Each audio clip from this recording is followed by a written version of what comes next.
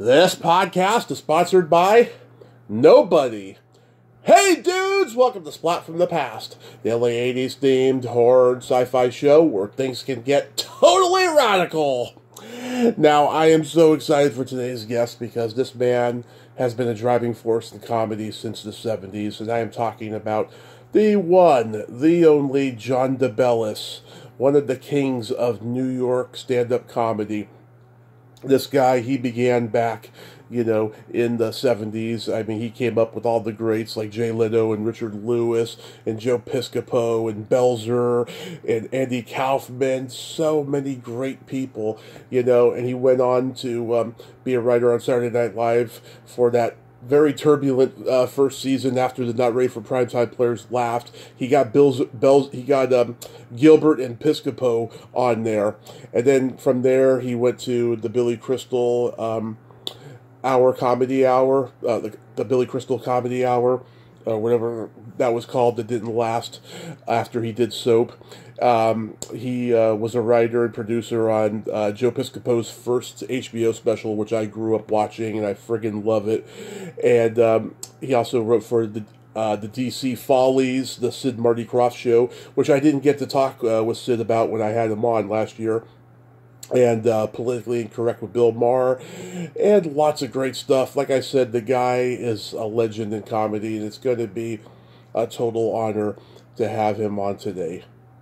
So, here is my interview with John DeBellis. Hey, John, welcome to the show. How are you today? Okay, good. Loyal thing getting together. Good. How are you? I am fantastic. I can't tell you what a tremendous honor this is. Thank you so much for taking the time today. Oh, my pleasure. You kidding? Yeah, I'd like to start by saying Mark Scheffler says hi. Oh, good guy. I like Mark a lot. Yeah, real good guy. Real good guy. So, going back in time, were you a funny kid growing up? I was an only child, so it's hard to tell if I was funny or not. I guess nobody else. My imaginary friend never laughed, so I don't know. But I guess among certain kids, yeah. Yeah. Did you have a funny family? Not really. No. Mm-hmm. I just loved comedy. I was drawn to it as a kid. Since I was like 8, I wanted to be a stand-up comic, but I was too afraid to go on stage, so I didn't go on until after college. Did you grow up watching like comedians on the Ed Sullivan Show? All the time. Yeah, who did you like? Every time. Well, I always liked the guys who were used more of an imagination as opposed to telling me what I already know, that kind of stuff. Mm-hmm. I always liked, obviously Rodney Dangerfield, but the first one I can remember doing that kind of stuff was Phyllis Diller. Oh, yeah. There's Phyllis Diller, Rodney, Alan King, even though he did stuff, that was different, I watched everybody as a kid. Yeah. I watched them all, but I was drawn to those. And when the first time I saw Woody Allen do stand up on Ed Sullivan, it was like seeing God. His stuff was so well constructed and different and tied together, and he blew my mind. Yeah. Do you remember when Von Meter was big for that short time? Oh yeah, absolutely. Von Meter. Another was Jackie Vernon. Yeah. He was that time period, Yeah. Oh, yeah, I love Von Meter. I watched everybody as a kid. Yeah. I couldn't get enough of them. Whatever comics came on, I watched. And I know there was some, I guess with a lot of comics, there's some need. They're drawn to that, Yeah. And the best explanation I ever heard was from a therapist who told me that comics are counterphobic. the thing that they're most afraid of in life is sort of being embarrassed or getting laughed at or whatever. So they go on stage and they control it. Right. And they take the power, you know? Yeah. I always mention Von Meter because that guy was like one of the earliest canceled comedians, Yes. you know? Oh, I loved Von Meter, you know? Yeah. Oh, yeah. I mean, how many times I listened to that album, The First Family? Jesus. Are you born and raised in New Jersey? Yeah. Born and raised there, and then, you know, of course, I went to school in Boston, to art school, to avoid going on stage. I was so frightened. I always wanted to do it, but I was frightened to death of it. And so rather than do that, I went to art school. And then, you know, when I came back because I was going to go across country, and then somehow I went to the improvisation, and then I just said I had to do this, you know. Yeah. Stop being afraid, you know, and then I just did it, and I didn't know I had the ability to write. I had no idea until Richard Lewis and those guys told me. Yeah. And Elaine and stuff. So you wanted to be an artist first? No, I wanted to be a stand-up comic, but I was frightened to death. I just didn't want to go on stage. I was afraid to go on stage. So I went to art school to avoid. I figured, well, I'll distract myself. Maybe I'll get it out of my system, but I couldn't. Uh-huh. What year did you start stand-up? Around 76. I don't know the exact time. It was around either the end of 75 or the beginning of 76. But the first day of stand-up, the first day, you know, I got accepted pretty early on at the comedy clubs. And the first day I was in there, and it was Richard Lewis, Elaine Boozler, Larry David, Glenn Super, Yep. comic Bob Shaw, Richard Belzer, another one, Ellis Levinson was a guy who left stand-up. But they were the guys, and there was one other guy too. Oh, David Say. Oh, yeah. And those are the guys that I started with, and from day one, and then I became, you know, good friends with Larry from really early on. I guess it was the love of baseball that did that. And Richard took me over to the improv. You know, I passed the catch, and he said, "Come on, I'm taking you over to the improv." Because back then everybody helped each other, and there was a grapevine. You know, like all of a sudden Lewis says, "You know, Elaine tells me all about your writing. I'm going to bring it over." And I didn't know what to bring it over to the improv, and he brought me over to the improv, and Chris Solberg was there, and he said, "You got to put this guy on. You got to put him on." And then I was in the improv, and you know, and I used to drive Richard home to New Jersey. That's how we became friends. In fact, he got me my first therapist. Wow. Imagine being a therapist and your first three comedy clients are Richard Lewis, Larry David, and then me. Yeah, imagine that. He had to go see the prize he's seeing today, you know? Exactly. Yeah, wow. David Say, I mean, that guy did like 30 Tonight Show appearances and nobody remembers him, sadly. Oh, you know, it's a very funny story. He'd done one tonight. I don't know which Tonight Show it was, second or third, and we'd gone to Yankee Stadium, and people recognized me. You know, and David, I just did the Tonight Show last night. You know, they're recognizing me. You know? Yeah. But David's a good guy. I like David a lot. Was Lenny Schultz around? Oh, yeah, God. God, talk about he's insane. Yeah, insane on stage or off stage, and it would when he would go on, they'd have to put like plastic down on the first couple of rows, and I always said it was like following the crucifixion. Yeah, you know. Yeah. How do you do it? He would end up on stage with a banana up his head, singing "Send in the Clowns" with his hands spread in his underwear. You know? There's Cheerios and milk everywhere. You know? Yeah, how about Uncle Dirty? Was he around? Oh yeah, Dirty was great. I'll tell you a funny Dirty story, Uncle Dirty Okay. story, but you have to understand in this context. Oh yeah. Okay. Yeah. I think it's probably in the book too. He was probably one of the least prejudiced people I know. Yeah. Okay, he was very progressive in his views and everything. Oh yeah. And so he was in a bar drinking, and he didn't care. He didn't see colors, Yeah. He was in a bar the night Martin Luther King was shot, and somebody said he came running in, Martha's shot. Then you know a comic. Yeah. He turns around, really? If it would have happened on Thursday, I would have won the pool.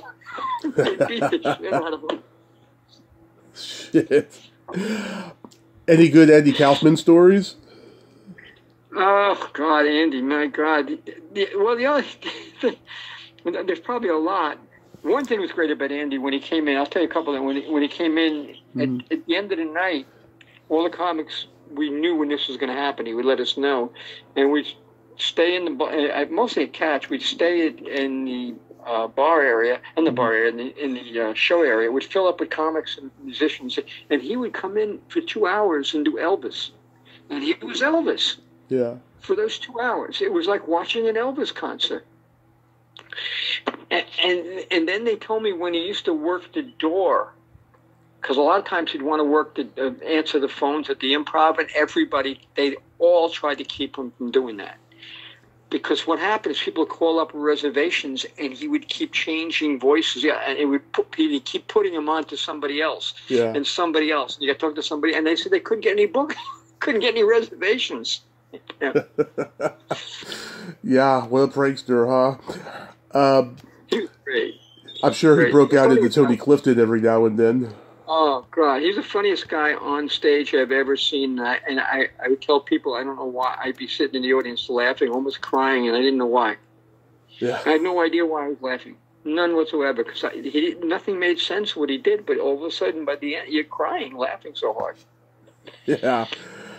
Did you see Andrew Dice Clay when he was doing impressions of Jerry Lewis and John Travolta? No. Never saw that stuff. Never. I think he was a little after me, and didn't he do more on the West Coast? Oh, he was at Pips in Brooklyn. Oh, okay. I used to work at Pips, yeah. I never saw him. I imagine he was very good, Yeah, and then Mitchell Walters told him to go out to L.A. to audition at the Comedy Store, like, within 6 months of him starting. Mm-hmm.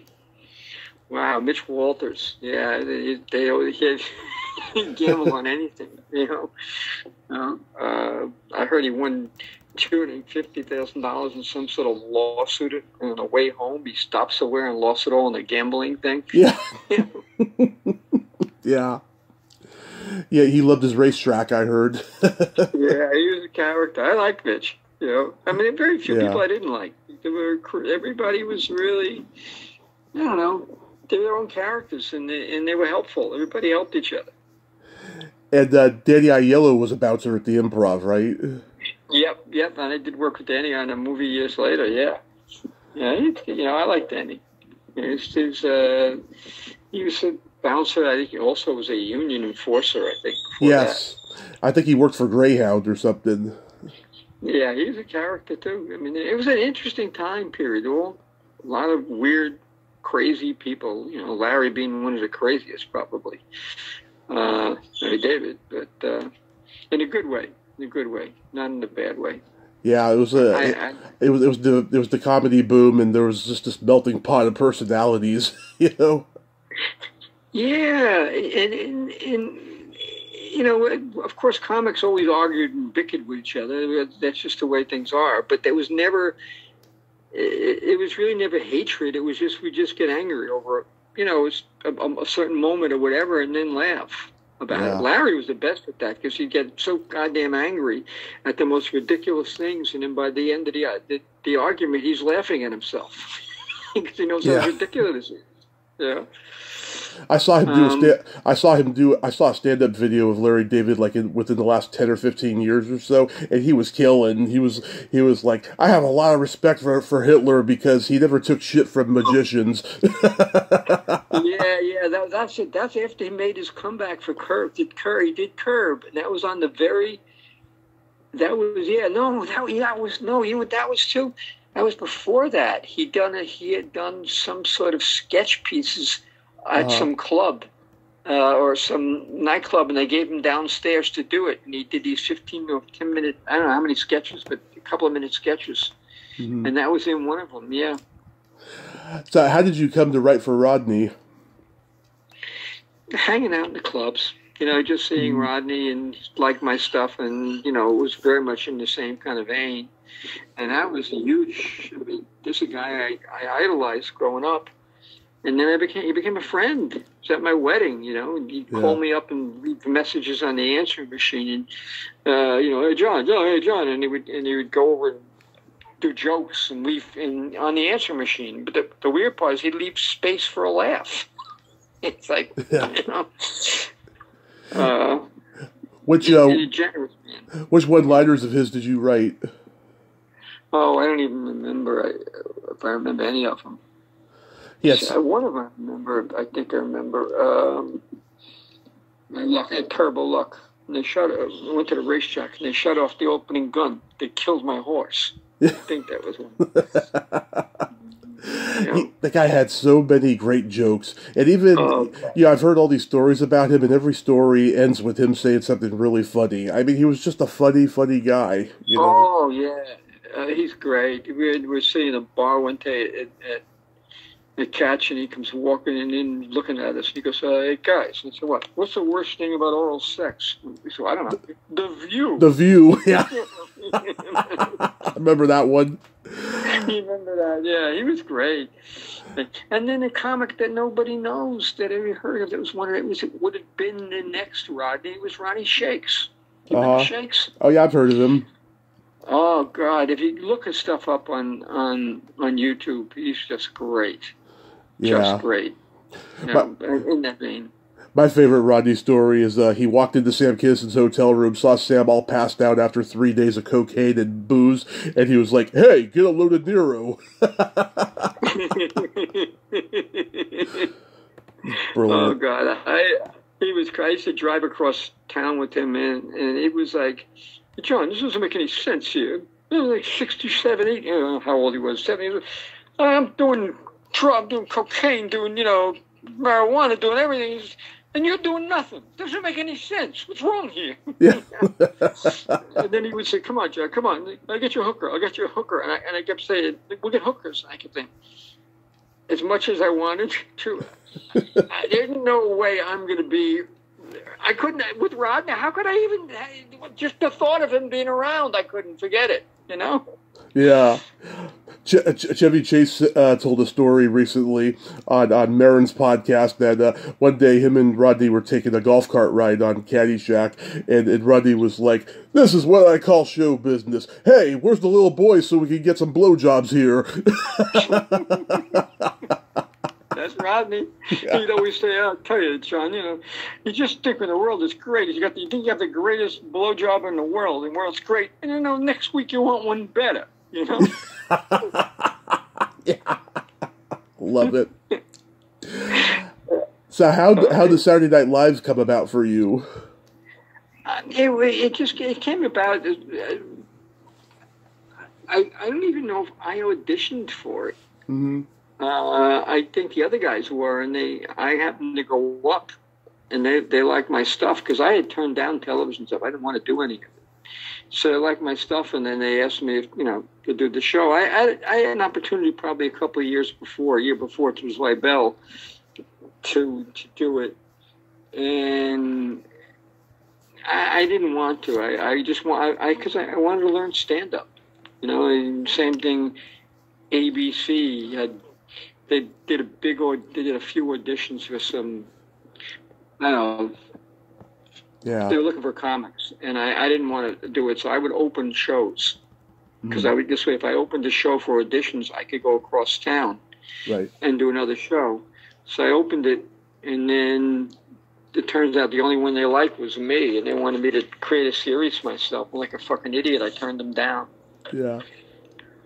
Idiot. You know, you're a kid. You don't know. You want to be a stand-up. You do it at 6 months, and you don't know. You know what I mean? Mm-hmm. You make a lot of stupid decisions. What are you going to do? You're a comic. That's why. Yeah, I've had Robin Duke on and Gary Kroger. He came later. It was a crazy time for Saturday Night Live because the original cast had just left and Lauren left, and nobody really knew what to do, right?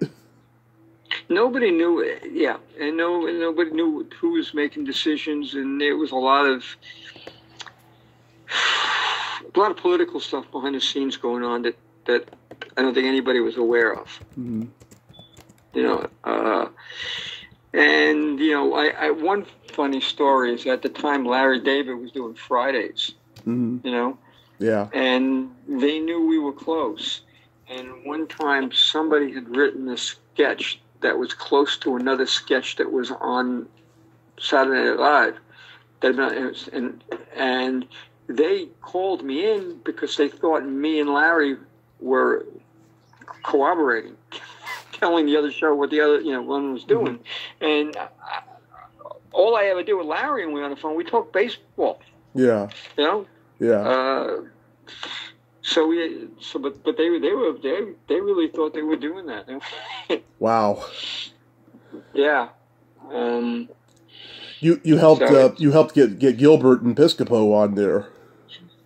Yeah. Well. Yeah. I mean, I think I also that was Gilbert Piscopo. I think helped a bit with Eddie Murphy, but I think Eddie mostly did it on his own. Yeah. But all these guys, you could help. But they had the talent, so you know what I mean. You just give them a nudge, you know. With Gilbert, I walked in. I don't know why it was a Saturday. I went in and I go in the office and they're watching videos of Gilbert and there's Woody Allen sitting there. Mm-hmm.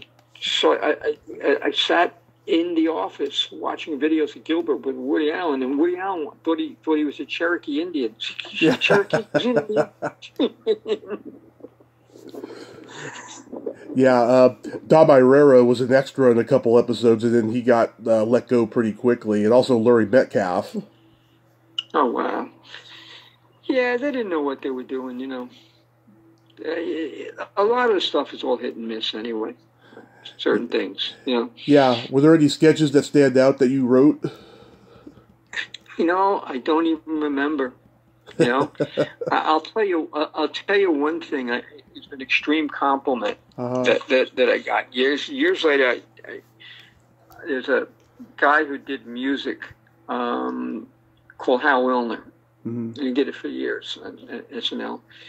And he came up to me and he says, you know, John, we're not come up to me, we're having lunch in L.A. years later. And it's one other guy, he says, that wrote as weird as you did. Only one other guy. You know, and they didn't quite understand some of his stuff because it was so out there. I said, well, who is it? He goes, this guy named Larry David. Yeah. So that makes sense. You know. Yeah, I had Charlie Tilton on years ago, and we talked about the who the fuck shot JR moment on the show. Do you remember that being like a huge controversy? No, not really. You know, I remember that being. I don't remember, honestly. No, tell me about it. I don't remember what it was. You know, Charlene's about to say goodbye during the closing, and then Charles Rocket comes up and says, "Wait a minute, who the fuck shot JR?" Yeah. Now I remember that. Yeah. You probably thought they were going to bleep it out, but it's live, so I guess they didn't. I don't know. You know. Yeah, there was a lot, you know. I had to help. Well, they almost didn't take Gilbert. Oh, yeah? Because they asked Gilbert under what conditions would he take the show, what his requirements were, and he said they only take it if they fired you. You know, to the producers.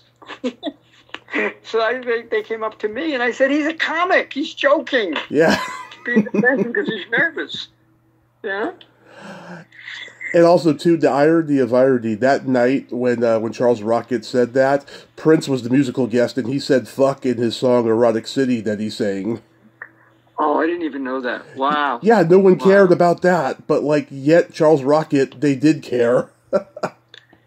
He's a nice guy, Charles. I like him. You know, it's a shame what happened, what was going on. And that was out of left field, I'll tell you. Yeah. You guys had some very interesting hosts that year. You had David Carradine, Ray Sharkey, Sally Kellerman, Bill Murray came back, Deborah Harry was on there. I mean, you guys had great hosts, but like, you know, at the same time, it's like, you know, it was a letdown season. Well, it was a letdown because they made the producer the fall guy. Mm-hmm. And I think that was the plan the whole time. You know. Yeah. So there was a, you know, I don't even try to remember that year because there was so much weirdness that it's like it wasn't fun. You know. And she was a nice lady. It wasn't her fault. You know. Yeah. Tell me about the Billy Crystal Comedy Hour. That was fun. That was a lot of fun.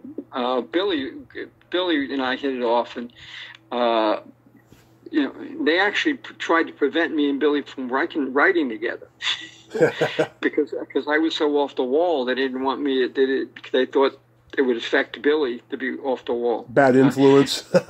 Yeah. And how I found out about it. This is the interesting thing. It's almost a comedy series. It's almost like George Burns and the Burns and Allen thing. Yeah. They actually I shared an office with Billy's brother. Yeah. And they had the air ducts went from our office directly into the producer's office. Mm-hmm. So when they had a closed door meeting, Richie Crystal heard everything they were saying. Oh, man.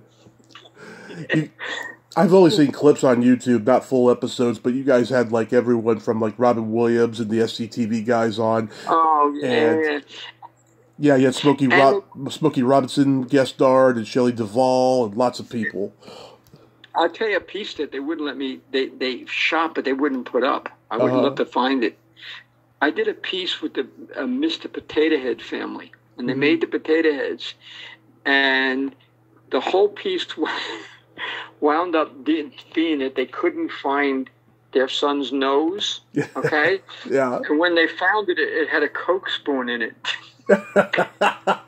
Perfect. I love it. And they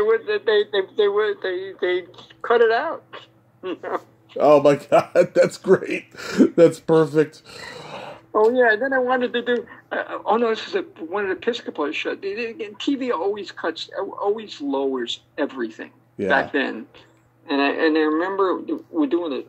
I think it was one of Piscopo's things. We were doing a Flintstone piece. We had Danny DeVito as a guest. I wanted to do two pieces. They really had to fit with me. But one of them was, I remember that they were going to invite. They invited Fred Flintstone and Barney to his bosses for dinner, and it turns out they were going to give him a promotion or something like that. But the boss was a cannibal, and they ate their friend. They were going to eat the friend of his for him to get the promotion over, and it was really but they wouldn't let me do a cannibal piece. That 1984 Joe Piscopo Special on HBO has been a staple of my life since I was 10. My dad and I used to watch it on home video over and over again. We still quote lines from it to this day.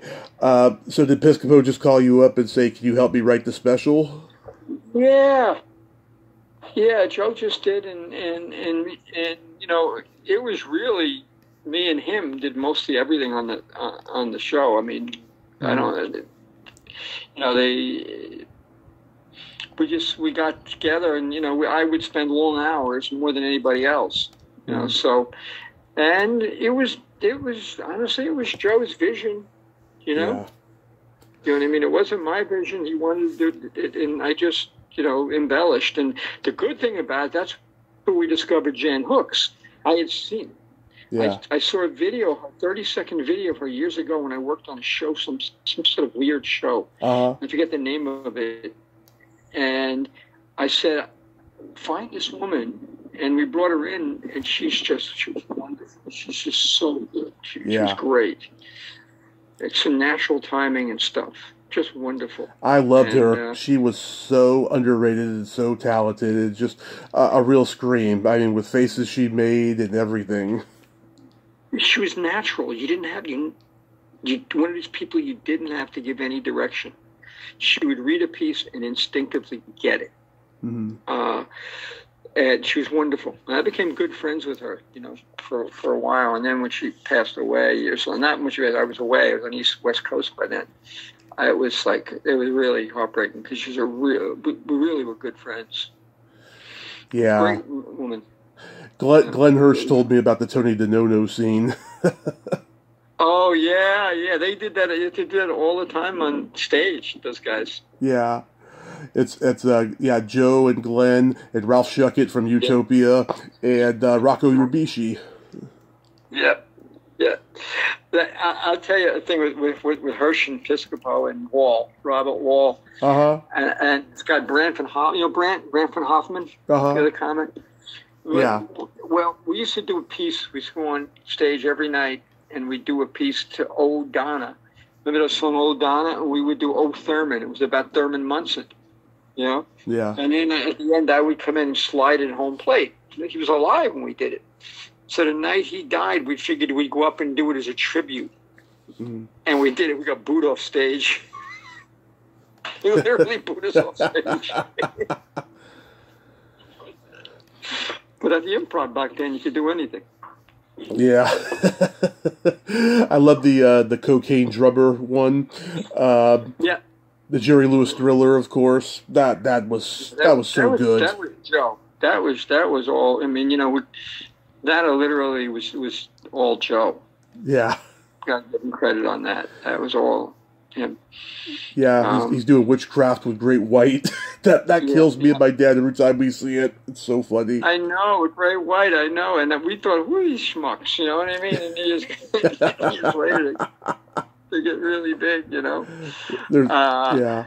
Because they were really drunk and stoned or whatever. Nice guys.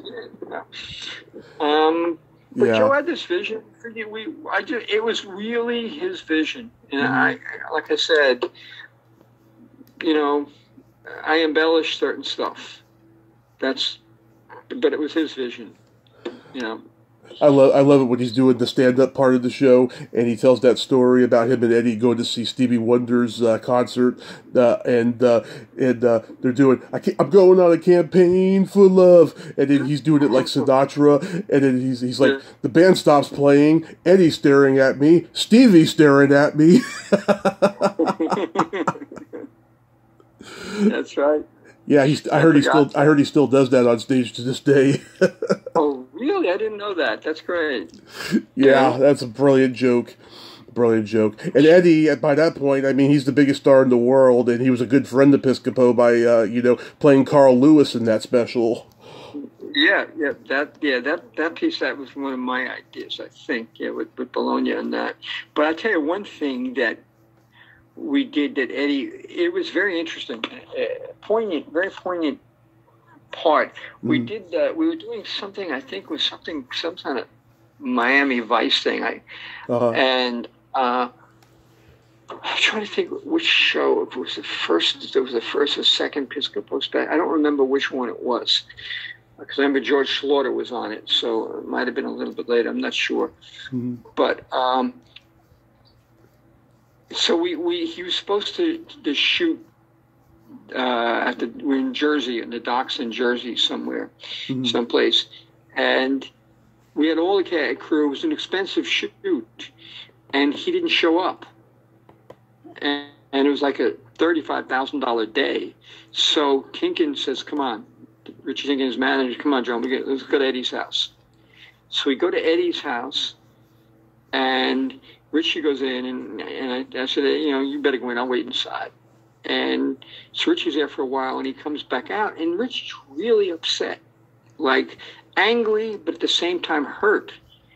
And I said, "What's the matter, Richie?" And he said, "Man, I took this kid from the beginning. He spoke to me through a door. He wouldn't even come out. He spoke to me through a door." And Richie was like totally humiliated. So anyway, the next day, finally Eddie comes in. So I went in to visit him. Yeah.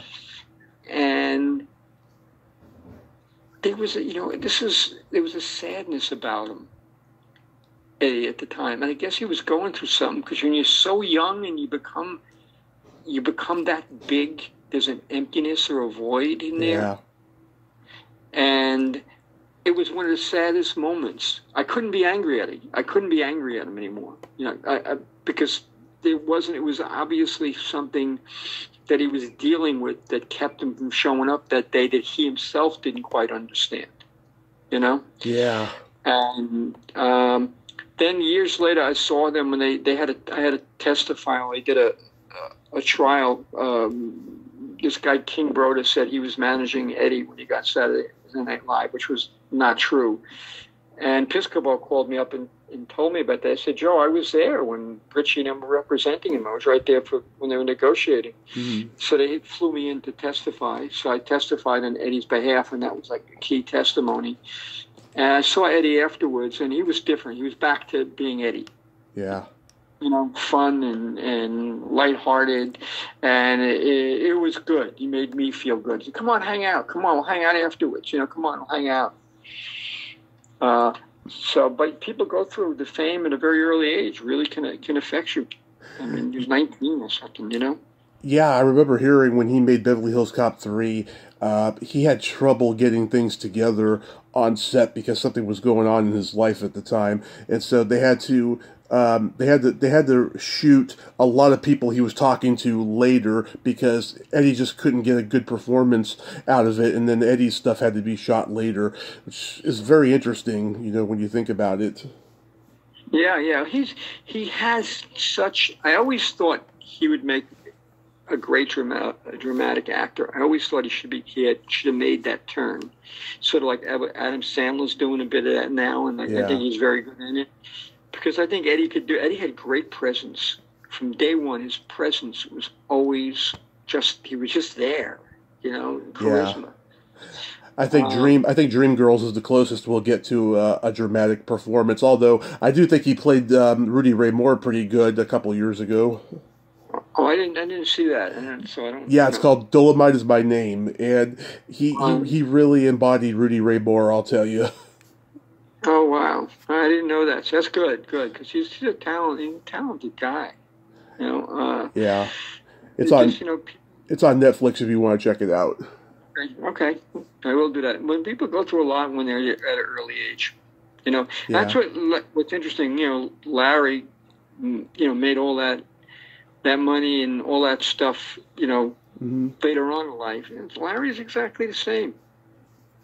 He's the same, Well, Larry David was a little bit older, right? He was like. That's what I'm saying. When you're older, in his 40s. When you make it when you're older and you make that money later, you don't change all that much. You know. I saw him when I was in L.A. last time. I had dinner at his house and stuff. And he was so funny. He tells me, he says, "John, come over at I don't know. He says, come over at 6:15, 6:17. So I think, well, maybe he's got an appointment till 6:15. So I'm sitting outside Houghton's car, and I call him, and I said, can I come in now? And I come out the door, and he's yelling at me, "What are you, fucking crazy? 6:17? You believe that? You out of your mind? It's a joke." Oh, man. Hysterical. Last year I talked to Sid Croft, and unfortunately we didn't get to DC Follies, so I'm intrigued to find out about this show. How did you get involved?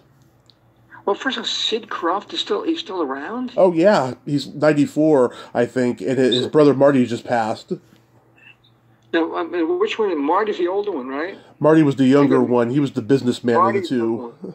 He was the real tall one. I forget which is which, right? Right, yeah, he's the tall one. Yeah. And Sid was a vegan for years, raw food vegan for years and years, and way ahead of everybody else. That's what I am, not raw food, but I'm not now. way ahead of everybody else. Oh, that's good. I'm glad he lived a long life. I really liked him. But ask me whatever question you wanted to ask, because there are a lot of stuff about that show that's kind of funny. Yeah, Marty especially. Yeah, so how did you get involved with it? I'm trying to remember that. I think Lorne, Lorne Froman, had a pilot, and then I had done some work with Lorne on something else, and he asked me to come in and do the pilot. I think that's how it happened with him. And then Lorne had to leave for something else. But Marty was a character, man, a real character. I remember that they had an artist who would draw the puppets. Yeah. So he wanted a raise, because he's I need a raise for materials, and Marty comes in, use less lead. Pencils. And then I remember we had a guy named, I forget Maurice's last name, doing the voices, doing the voiceovers. Maurice LaMarche? Yeah, a really nice guy, yes. Yeah. John Rourke was a good friend of mine. John did that too. But Maurice was, one day he just didn't have a great performance. Mm-hmm. So they brought him into the office. Mm-hmm. And Sid goes to Marty. She goes, but Marty, his father just died, which is true. And Marty says, we didn't kill him. Yeah, Fred Willard, I heard he was a great guy. Fred was a sweetheart. You'd go, if you had to change one word, he'd ask you permission. He was very on. And what we did at the end of the show, he usually either played he would play at the bar, and John Rourke would either play Reagan or Nixon. We would fluctuate. Reagan, he was a little bit better at ad-libbing because it gave more spaciness to him. And what I would do is I would give them a tiny bit of a structure. They had ad-lib. They ad-lib the ending. And then I would go in, take the ad-lib, and then tighten it. And they'd go, and then they'd do that ending, but then they ad-lib some more, and they were just brilliant. Just brilliant together. And then we had to do I'm sorry, I'm rambling now because you get me thinking. Oh, we had to do a rap party. Mm-hmm. So me and this guy, Steve Barker, was a wonderful writer, one of my favorite, the best sketch writers I've ever worked with. And he worked on Fridays, too. So he knew Larry from Fridays, he knew John Rourke Fridays. So for the rap party, we wrote this filthy fucking piece with Fred talking to Nixon. And Nixon would say, want to see my balls? Bring the big balls out. I want to see my balls. It was really disgusting. So Marty and them were supposed to go on after that, for the rap party. Yeah. And first of all, Fred didn't want to do the piece until he showed his wife, and his wife was kind of bawdy. She said, yeah, go ahead, do it. We blew the place out completely. It was so filthy. Then when Marty was up, he almost fired us because nobody would laugh at what he did. They didn't even pay attention to what he did because we blew him away so much. Oh, man, that's great. That was a fun show. That was a fun show. It was one of the more fun shows that I've worked on. It was great. It was. And we can't forget the wonderful, amazing, talented Louise Duarte. Oh yeah. Is she still around? Or? She is. Yes, and I got to talk to her back in 2018, and she was just so fabulous. And I did my Jerry Seinfeld impression for her, and she loved it. Yeah, Louise is terrific. Terrific. She was great. She did all the female voices. Yeah. The male voices split up between John, Maurice, and I forget who the other guy was, but they were split up between them. John Rourke? Yeah, John Rourke is one of the great guys of all time. People. One of the nicest. He was on Fridays. Yep, he was on Fridays. He used to come over my house. He would come over my house all the time, for my kids for holidays and stuff. My ex-wife would make stuff and stuff like that. And I remember him telling us that when he'd go into the confessional, people to the confession, he said, I didn't know, what I was doing or something like that, what I was confessing as a kid. Yeah. So you talk about, I guess, masturbating, you know. Yeah. But he counted the strokes. He told the priest, yeah, I touched myself 287 times last night, or whatever it was. Love it. Love it. And then he told us when he went to the bathroom, because he was such a strict Catholic, as a kid, he learned to be able to pee without touching himself. Love it. That's so good. Now, this is a funny coincidence. You worked on Rick D's Into the Night. I just interviewed Barney Fife Jr. the other day. Greg Binkley. Yeah. Oh, okay. I don't remember a lot of that. I didn't get along with the producer on it at all. Oh. Because he was from the game show, the original one, and he had no idea how comedy worked. And they hired me, and we had 19 weeks of pre-production. Okay? Yeah. Well, I'll tell you another funny story, too. 19 weeks of pre-production. So everybody was handing in these thick packets of material. Yeah. And I didn't hand in a lot because I knew in 19 week production, you're going to burn yourself out by the time you get to the show. You're just going to do it, you know? So I handed in good stuff, but not a lot. And he really got pissed at me. And he said, I said, I'm pacing myself. And he almost fired me for that. I mean, was not probably a good producer, but he was not qualified for a comedy show. Just not qualified. So we had run-ins. So I remember me and this guy, Steve Barker, wrote a piece. It's going to sound prejudiced, but we did this for the opposite reason. And they made us make the grandfather of Rick D's black. It made no sense because they were white fairy tales, you know? Yeah. And we fractured them a bit, but they were white. So me and Barker wrote the most racist fucking piece you could read, and we handed it in using the N-word and everything. And the producer thought we were serious. You can't with this on, he's screaming, he's going to fire his boat. He said, it was a fucking joke, just a show, you can't do that. Shit. How about Parker Lewis Can't Lose? Yeah, I only did one episode of that, but it was nice just because they were nice. First of all, they were very nice. They were very nice. And Melanie and I are friends. So yeah, I was great. I was happy to see Melanie. And we're still friends. Melanie is one of my favorite interviews I have ever done. She made me wait for a couple of years, but it was worth it. We were just so relatable, so quirky together, and just had some laughs. Yep. I love her. She's amazing. She's one of the nicest people. I stayed when she had a house that was divided in half. So one's almost like two separate places. So a couple times when I would go out there, I would stay. She would let me stay on one side of her house, and I went to visit my kids. You know. Did you get to see Melody stand up in the 70s? Yeah. Yep. What was it like? She was more. It wasn't really like stand up. She's more a performance thing, right? You know what I mean?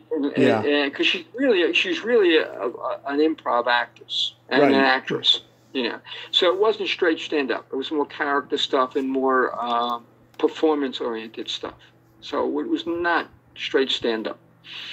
But she always had a great presence and just very sweet. We became good friends. Yeah, she does her one-woman shows out in L.A. and stuff. I hope I get to see one day because she is hilariously funny. Yeah, and she's still working hard, man. She's amazing and a good dancer too. You know. Oh yeah, she's just a talented lady.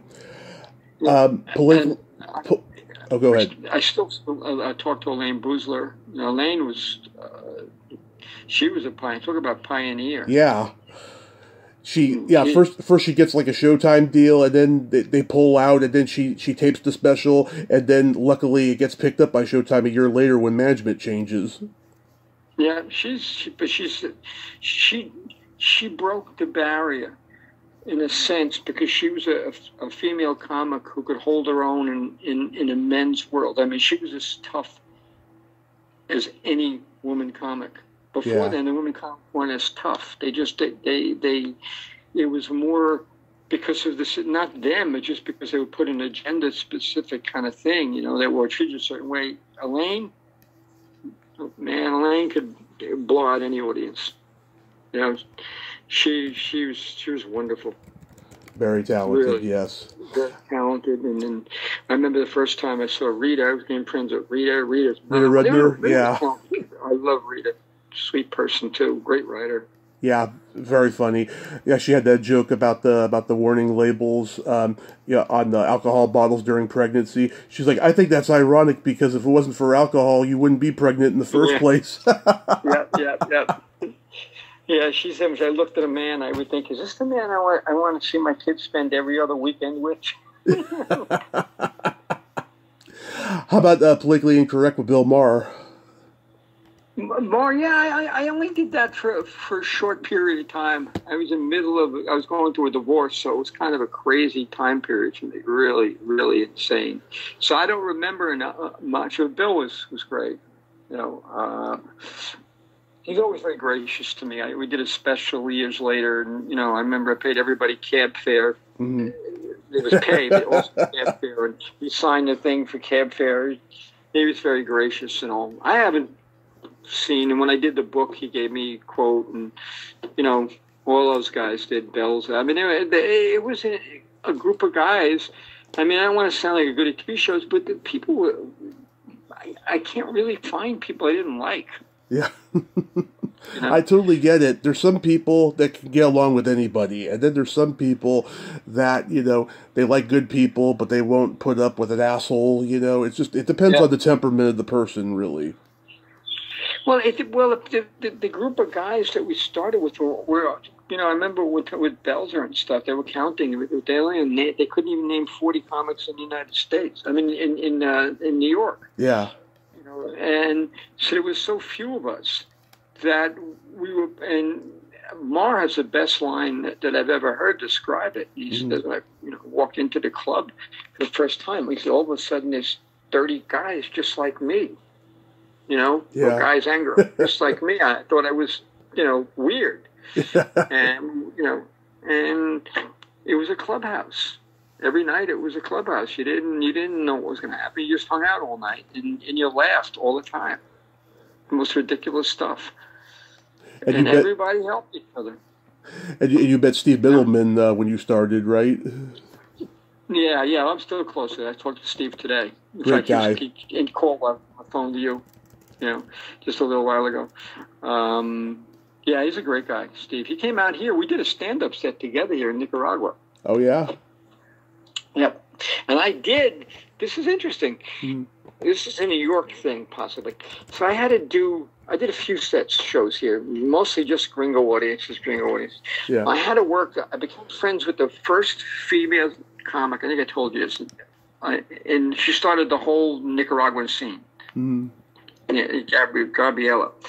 And so she booked me in a room in Managua where I did my act in English, and the two acts before me were in Spanish. And it was a Managua audience. So they were a bilingual audience, not gringos. They were Nicaraguans in Managua. Yeah. So, I remember going up and being a New Yorker. When you're with a strange audience, in your head, they're the enemy. Because in New York, they're out there, they're watching you saying, okay, you're going to make us laugh? Come on, make us laugh. You think you're funny? You know what I mean? Yeah. So you challenge a new audience thinking that. And I went up there and I'm ready for a battle. And they were as sweet as can be. Totally fooled me. Completely fooled me. So what brought you to Nicaragua?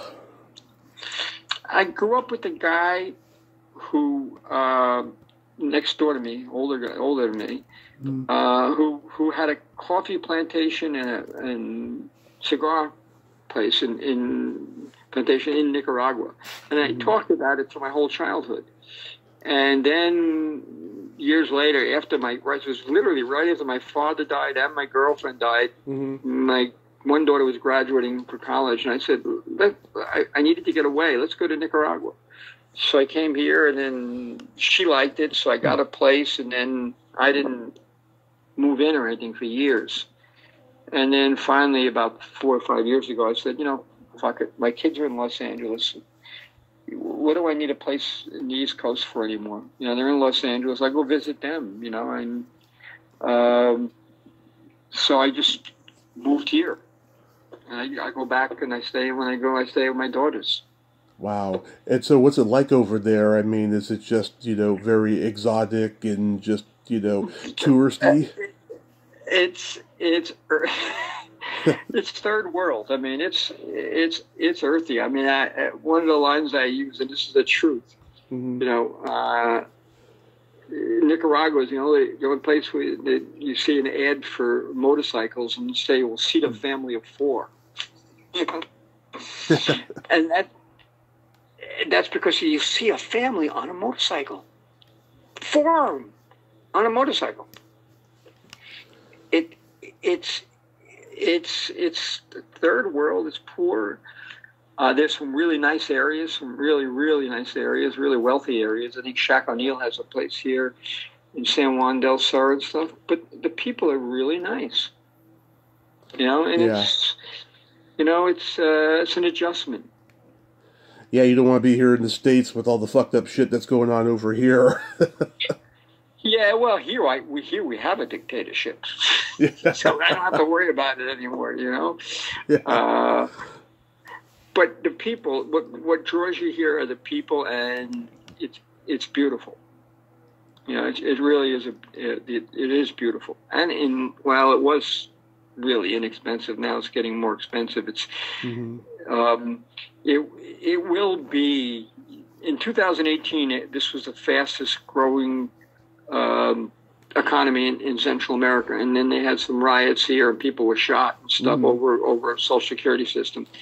So news media jumped all over it and said it was dangerous or whatever, and it's actually the safest country in Central America. But the news media never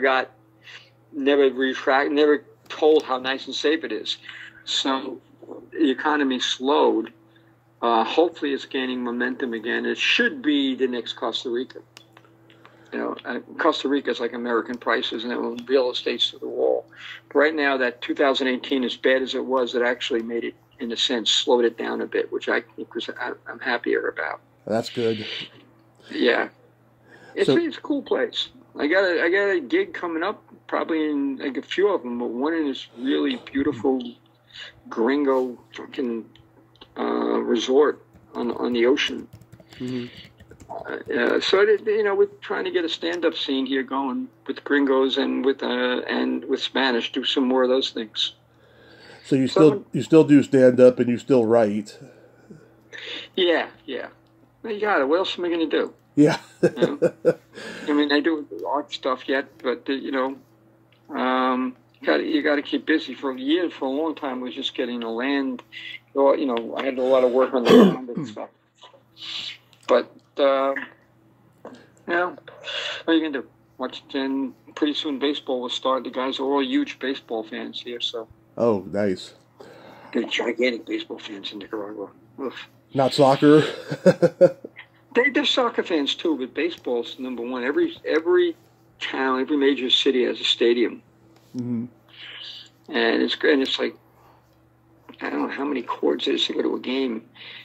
80 cord, maybe it's $3 to go to a game. Mm-hmm. $2. Wow. Like that. Yeah, so they're usually packed, and they're very passionate.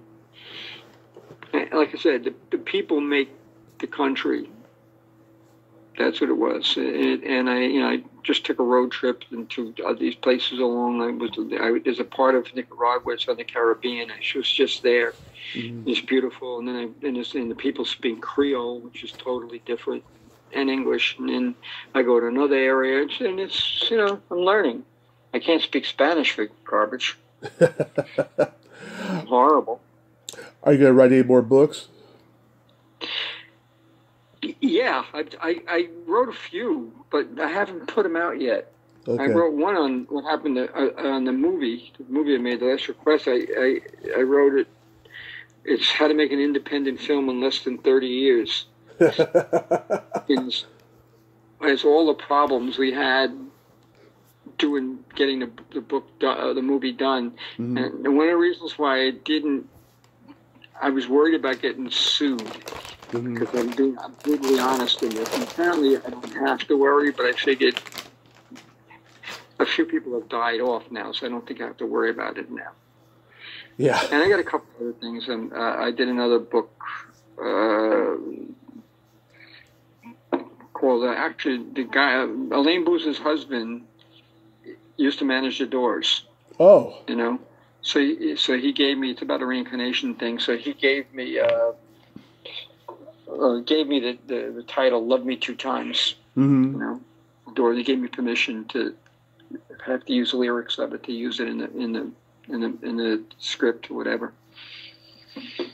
Wow, really? I think "Love Me Twice" is. I wrote that. I haven't put it again. It's something I haven't even tried to get it out yet. There's a few things I have up there I haven't tried to do. I got lazy. I think "Love Me Twice" is funny. Did you experiment with that before he gave you permission?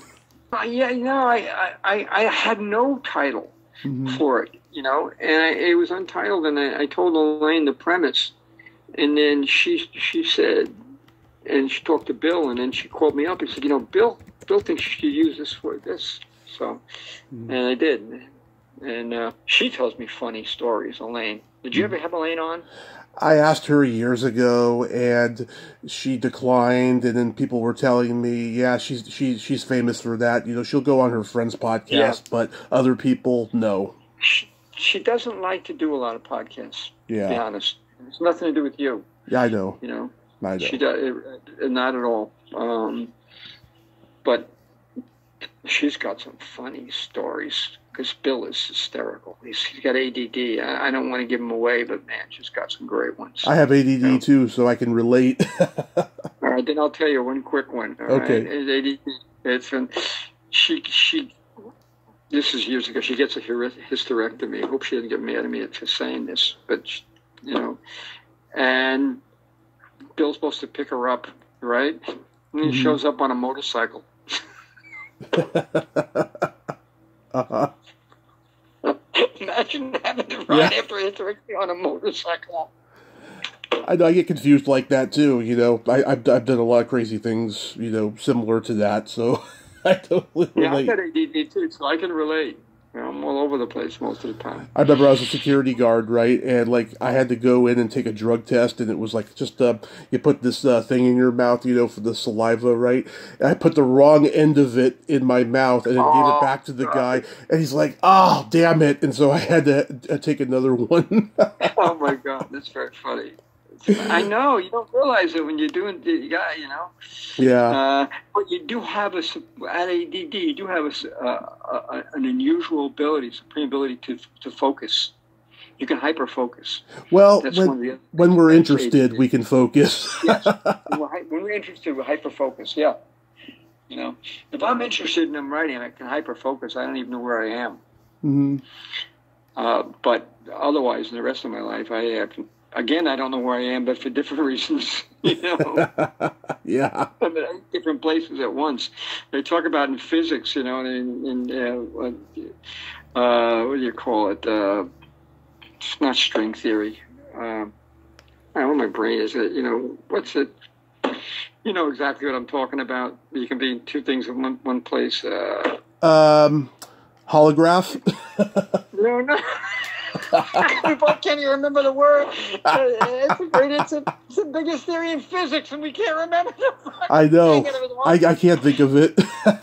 As soon as I have to go think of it, I lose the word. You know what I mean? Yeah. Okay. Anyway, we proved the theory that you can be in two places at one time because we got ADD. We're in 8 places at one time. Well, now they really proved the theory that you could be at 2 places at one time. It's called AI. Yeah, AI. That's true too. That's right. That's really true. John, this has been a tremendous honor. Thank you so much for coming on today. Yeah, it's an honor. It's fun. You're fun. It's fun to do. I like to laugh. It's great. We're laughing together. Yeah, my pleasure. I love comedy, you know. You brought up Hirsch before. Yeah. I haven't talked to Hirsch in a long time. I love Glenn. Oh, man. Well, if you're connected with him on Facebook, you know, give him a holler. Oh, I do. We do every once in a while. He makes me laugh so fucking hard.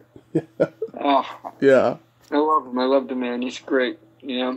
All right. I don't know, before I get to, before I start getting misty about all the people I miss, John, have a great day and be safe out there in Nicaragua. And yeah, keep doing what you love, man. All right. You too, man. Thank you. Thank you. All right. Bye-bye. Take care. Take care. Well, there you have it. John DeBellis, ain't he a cool dude? Oh my God, funny man. I'm glad I got to make him laugh there a little bit at the end. Just coming out of me. Just out of nowhere, you know? What a great guy. Great stories. Well, until next time, this is Tommy Throwback Kovac saying, there's no shame in living in the past, because the present sucks. Later, dudes!